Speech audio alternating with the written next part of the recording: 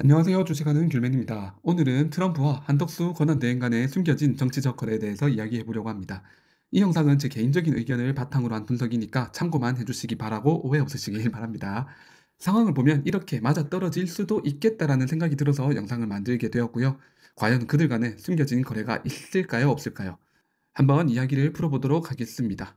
어제 2+2 통상협의가 진행된 상태고 완전히 종결되지도 않았는데 벌써 성공적인 협상이라면서 홍보하는 뉴스들이 대거 나오고 있습니다.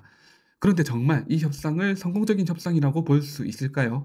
저는 현재 단계에서는 그렇지 않다고 보고 있습니다. 오히려 트럼프는 계속 계산기를 두드리고 있지 않았을까라고 생각을 하고 있습니다. 그 배경을 하나씩 살펴보겠습니다. 먼저 첫 번째, 이번 2+2 통상협의에서 가장 주목할 만한 점은 바로 방위비 문제가 전혀 언급되지 않았다는 사실입니다. 한국과 미국 간의 중요한 협상 이슈가 방위비 협상인데 이번 협의에서 아예 다뤄지지 않았다는 것은 꽤 이례적인 일이라고 볼 수 있습니다. 이 점에서 한덕수 권한대행에는 되게 반가운 일이었을 겁니다.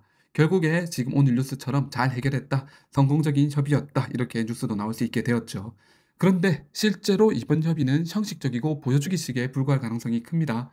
사실 한국과 미국은 사전에 공문서를 통해서 협의 내용을 계속 오고 가며 조율해 놓은 상황일 가능성이 높고 방위비 문제는 일부러 제외시킨 것일 수도 있습니다. 트럼프가 방위비 문제를 대선 전까지 다루지 않겠다고 결정해 줬을 수도 있고요.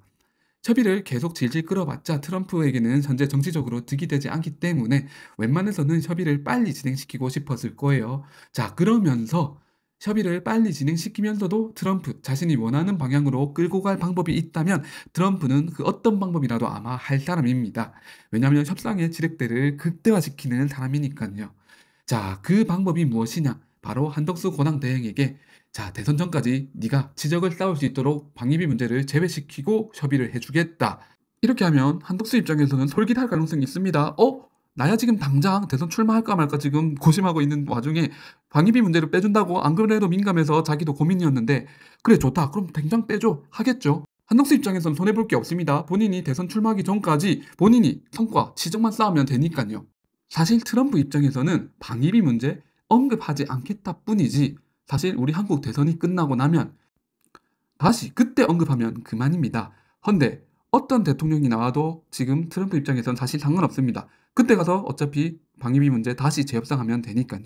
그런데 혹시라도 지금 만약 가능성은 너무 낮지만 한덕수 권한대행이 대선에 출마하고 대통령까지 된다? 자, 그러면 트럼프는 뭐라고 할까요? 안 그래도 생색내기 좋아하는 사람이고 다 본인 덕이고 본인 성과로 자랑하는 사람인데 야, 그때 내가 너 지적 쌓을 수 있게 도와줬고 그래서 너 출마해서 지지율 높여서 나올 수 있었지? 결국 그래서 당선됐지? 자, 넌 이제 나한테 뭐 해줄래? 더 큰 걸 요구할 수도 있습니다. 방위비 문제뿐만 아니라 우리는 더 큰 걸 뺏기게 될 수도 있는 거예요. 트럼프라면은 그렇게 할 수도 있다 이거예요.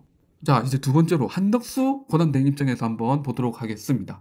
지금 본인 대선 출마 여부가 지금 한간에 계속 큰 변수로 떠오르고 있습니다. 자, 그렇기 때문에 트럼프가 도와주길 바랄 수도 있습니다. 어떤 식으로요? 이번 2+2 협의가 잘 되고 그리고 한미 동맹 간이 지금 여전히 끈끈하다. 이런 식의 모양새를 보여주기만 한다면 당연히 한덕수는 잘했네, 잘하고 있네 이렇게 하면서 국민적 지지도가 올라갈 것이기 때문에 그렇기 때문에 한덕수 권한대행은 그전부터 미국과는 맞서지 않겠다. 저자세로 나가면서도 우리 국익을 위해 최대한 노력을 하겠다라는 포지션을 잡은 걸지도 모릅니다. 결국 정리하자면 이번 2+2 협의에서 트럼프가 방위비 문제를 전혀 건드리지 않은 이유는 한국 대선 전까지 한덕수 지적 쌓기로 도와주기로 한 배려일 수도 있고요. 그리고 대선 이후에 방위비 협상을 더 유리한 상황에서 다시 시작하려는 계산이 담겨 있다고 보고 있습니다. 한국 정부의 부담을 덜어주는 대신 자신은 정치적 거래에서 매우 유리한 위치를 점하고자 했던 것이죠. 한덕수 입장에서도 대선이 끝날 때까지만 한미 관계가 끈끈하고 역시 한국은 다른 대우를 받는다라는 걸 보여주길 바라고 있을 겁니다. 지금 이렇게 된다면 이번 협상은 단순히 한국과 미국의 통상협의가 아니라 트럼프와 한덕수가 벌인 정치적 게임이 되게 됩니다. 그리고 그 뒤에는 정확한 계산이 숨어 있다는 점을 우리는 캐치할 필요가 있습니다.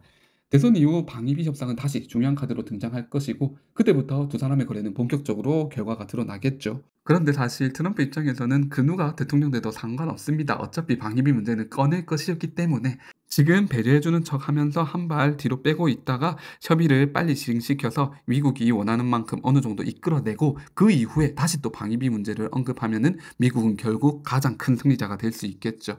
여기까지 트럼프와 한덕수 권한대행의 숨겨진 정치적 거래가 있을지도 모른다. 제 개인적인 생각이고요. 여러분들은 어떻게 생각하시나요? 혹시 있다면 댓글로 의견 남겨주시길 바라겠습니다.